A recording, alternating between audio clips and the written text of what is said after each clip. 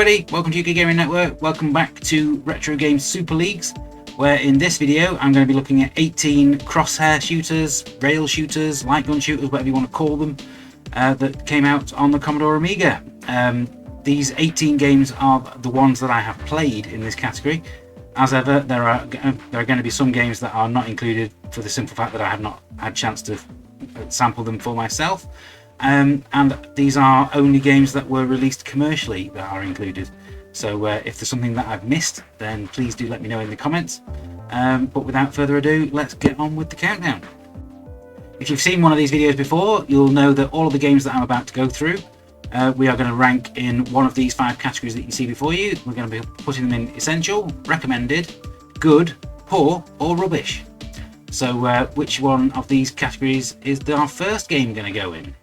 So the first game is a game called Alien Target, which came out in 1995, and it's from a Polish developer called Infinite Dreams. Most of the on-screen text in this game is actually in Polish, but fortunately the press F1 to start and the game over messages are in English, so you don't really need to have any understanding of the Polish language to play it at all. It's got big, clear enemies to shoot at, and there's a nice variety of size and shape of enemy on screen. They're always a big bright gold and stand out nicely against the background. Unfortunately, you have to kind of rely on the scanner in the bottom half of the screen, which takes your eye away from the enemies that are actually shooting at you. I think what would have helped things immensely would have been some on-screen arrows so that you didn't have to look down. It's fairly enjoyable. The levels do tend to go on a little bit longer than they should, but I did enjoy this one, and I'm going to start off by sticking this one in the good category.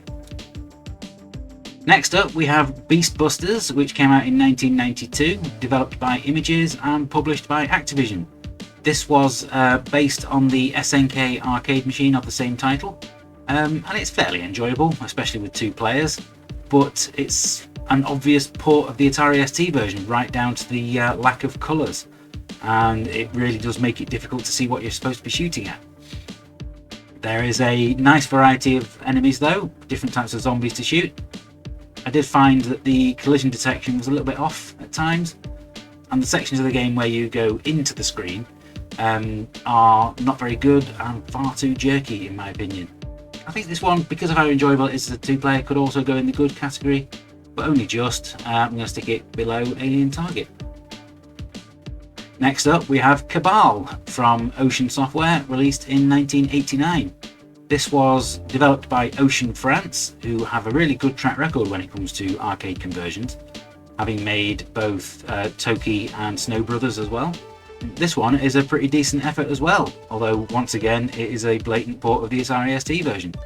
It's got really good, well thought out controls for a single button joystick, although I must admit that the way that you throw grenades by pulling down on the joystick meant that you tend to throw them a lot when you didn't really mean to.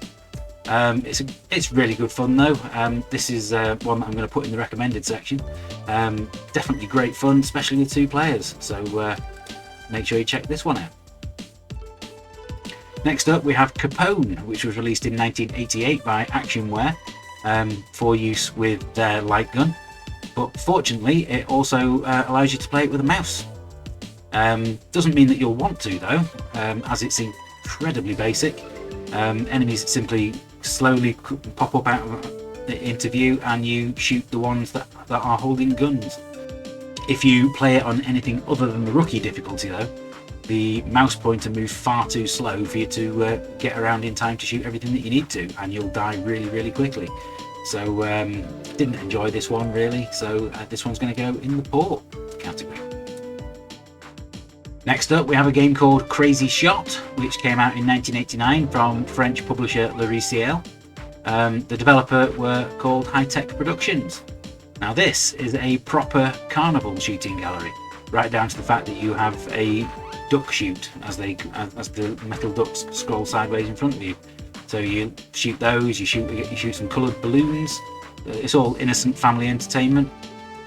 Each of the individual games is enjoyable enough, but to be perfectly honest, there aren't enough of them to keep you playing for much longer than about half an hour. Everything is score based, so it's pretty pointless if you're playing it on your own. so get some friends over to get the maximum enjoyment out of it. The presentation is fairly decent, but I can't really put this any higher than the poor category, but it's definitely more enjoyable than Capone, so that's where it's going. Next up we have Die Hard 2 Die Harder, released in 1992 from Grand Slam. And this is, to be perfectly honest, an incredibly poor shooting gallery with locations that are plucked directly from the movie. There's no enemy variety whatsoever, with every single one of them being an identikit generic grey henchman. What kills it completely though is the playability, with it being almost impossible to line up your shots. And the mouse pointer doesn't move anywhere near quick enough for you to get everything that you need to. It does support the light gun, but quite why you'd want to plug one in and play this, I don't know. Thankfully, the existence of the Die Hard trilogy game on the PlayStation 1 means that this one essentially got erased from existence. And it wasn't until I had to play it again for this that I remembered it. So this one's going to go in the rubbish category. Next up, we have a game called Firestar, which was developed for the Trojan Phaser light gun, released by Trojan Software themselves.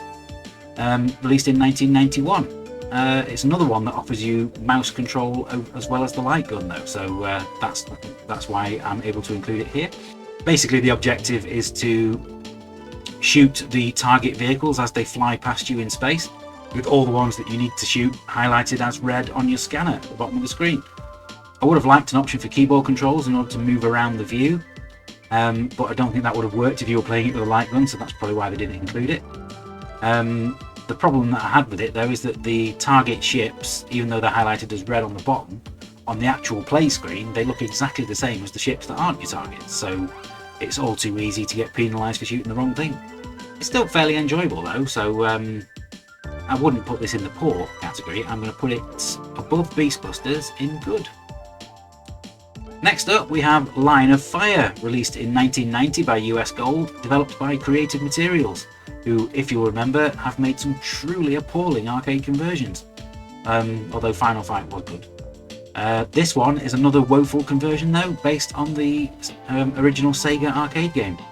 It's probably the laziest conversion imaginable, with lots of animations and sections of levels that they just didn't bother to include at all. The graphics are a complete mess, with some incredibly odd colour choices, meaning that enemies blend into the background completely, and you can never see what you're supposed to be shooting at and what's shooting at you. There's nowhere else that this one can go really other than the rubbish category, and it's definitely going below Die Hard 2. Now for the next two games I'm going to be talking about Operation Wolf and its sequel, because alphabetically they'd be the wrong way around. I'm going to talk about Operation Wolf first. This came out from Ocean Software in 1988, and it's not the best conversion in the world, but also not the worst. The huge sprites of the arcade original have all been converted over to the Amiga really well, but they don't really move that smoothly on screen. The action remains fast and playable despite how jerky it is, but I don't think this one's going to last you very long. You're not going to play it more than once or twice, and the small number of levels that's in it means that it probably will only take you about 10-15 minutes to get from beginning to end. So it sold really well at the time, and I can understand why, but there's so many games that came after it that are better, and I can't really put this one anywhere other than the good category above Beastbusters. Now Operation Wolf was followed by Operation Thunderbolt, which came out in 1989, and this one was developed by Ocean Software themselves, and this one is an excellent conversion. And what really sells the quality of that conversion is how good the interlude screens are between levels, which are almost arcade perfect. When you first start to play it, the idea of having no crosshair on screen must have seemed like insanity on the part of the developers, but it actually works when you get into the groove, because in your brain you always know where the mouse pointer is on your screen, and about halfway through each level you can pick up a power-up that gives you a red dot laser sight anyway, so it doesn't really matter. Excellent conversion, excellent game. This one's definitely going to go in the recommended section, and I think I'm going to put this one above Cabal. Next up we have POW, released in 1988. This was another Actionware title released for the Actionware light gun, and it's a surprisingly decent Operation Wolf clone. Because it was designed for a light gun rather than a mouse, It means that you don't actually have to be that accurate with where you're shooting on screen, and that makes it more fun than it would have been otherwise. What the graphics lack in detail, they make up for in clarity, so you always know what you're supposed to be shooting and what's shooting at you, which is very important. Ultimately though, I think the game is pretty basic, but it's enjoyable enough, and a lot better than some of the games that are in this Super League, so I'm going to stick this one in the good category, and I'm going to put it just above the conversion of Operation Wolf. Next up we have Predator 2, released in 1991, developed by Arc Developments and published by Imageworks. It's another shoddy movie tie-in, despite the fact that it's got some nice ideas and good graphics, but it's actually really boring to play. The wireframe character on screen looks really nice, but the fact that you can't move left and right renders it a little bit pointless. It once again makes you choose between music or sound effects, which is fast becoming the bane of my life. It's only got 4 levels and you don't really get to see the Predator until the last one, but chances are you'll probably have died of boredom by then, because the rest of the levels are just really long and dull. This one's also going to go in the rubbish category, but I think it's marginally better than Die Hard 2. Next up we have The Punisher, based on the Marvel comic, released in 1990 from The Edge. I mean, when you think about The Punisher, you think about a character who wields guns and mows down enemies in the hundreds, and yet somehow they managed to incorporate that into a light gun shooter and mess it up completely. The concept is actually pretty good, I'll give them that. You use 2 guns simultaneously, with the left and right mouse buttons firing whichever one you have in the corresponding arm. The problem is, if you'll pardon the pun, the execution. It's a horrible jerky mess and just badly designed all round. You'll constantly be getting shot and have no way to defend yourself, and there's nowhere that this can go except the poor category as well, and I'm going to put this one above Line of Fire but below Die Hard 2. Next up we have a game called Safari Guns, which came out in 1989 from Infogram, developed by New Deal Productions. It's a fine example of a game that could have been great if it had one simple change. Basically the aim of the game is that rather than shoot guns, you shoot a camera to take pictures of wildlife, which is a really neat idea. Unfortunately though, there's also poachers that keep popping up, and you have to shoot those with your gun. And the only way that you get to swap between the camera and the gun is by clicking on an icon at the bottom of the screen. A simple fix would have been to allow you to press the spacebar to switch between the two, but sadly the game doesn't do that. So it's not complete rubbish, but because of that it's going to go in the poor category, and I think I'm going to put it above Capone. Next up we have Sharky's Mole, came out in 1991 from the budget publisher Zeppelin, and it's a blatant budget Operation Wolf rip-off, only it's replaced soldiers and jungles with gangsters and the urban streets of Chicago. Even the way that the energy bar and ammo are displayed on screen is almost exactly like Operation Wolf. What it does get right though is the collision detection, which makes it surprisingly good fun to play, even if it is a little unremarkable. I did get annoyed though with the fact that every time you die you're sent all the way back to the beginning of the level, and for that reason I can't put it any higher than the good category, and I'm going to put this one just above POW. Next up we have Space Gun, which came out in 1992 from Ocean Software, developed by Images. This is the game that I covered on last week's re-review, and the reason why I'm talking about this genre in this particular video. It's an excellent arcade conversion, replacing the need to constantly restack your ammo with a gun that has infinite ammo that just overheats. Was a brilliant idea, and it works really well. Unfortunately though, it doesn't scale down the difficulty when you're playing it single player, and still throws the same number of aliens at you that 2-player mode does. Also, in a bizarre turn of events, nowhere in the manual does it explain that if you press the spacebar you can go back in the opposite direction to the way that you're always travelling, and it's absolutely game changing when you discover that. This one is excellent. I really enjoyed this one. Is it good enough for the essential category? No. I'm going to put this one at the top of the recommended category, above Operation Thunderbolt. Next up we have T2 the arcade game, released in 1993. and this was developed by Probe Software and published by Virgin Games. It's a solid, if unspectacular, arcade conversion from Probe that's much better to play if you do play it 2 players. Smooth parallax scrolling, accurate aiming and good sound all make for an all-round entertaining experience. I did find that some of the enemies, particularly the big ones, take far too long to kill, which does sap away some of the fun, but killing swarms of T-800s never really gets old. And let's face it, it's 1,000 times better than the other Terminator 2 game that came out on the Amiga, and lets you forget that one exists.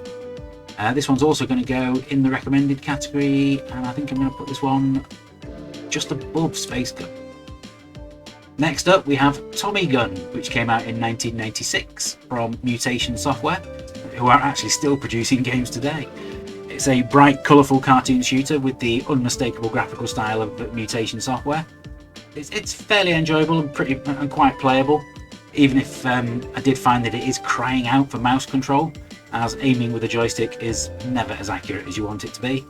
Until you learn out how to play it properly, it's incredibly tough in the early stages, and you may well get bored with the fact that you're not progressing at all. But once you learn where the power-ups are and how to get hold of them quickly, you'll have a lot more enjoyment out of it. This one is also going to go in the good category, I think, and I'm going to put this one above Alien Target.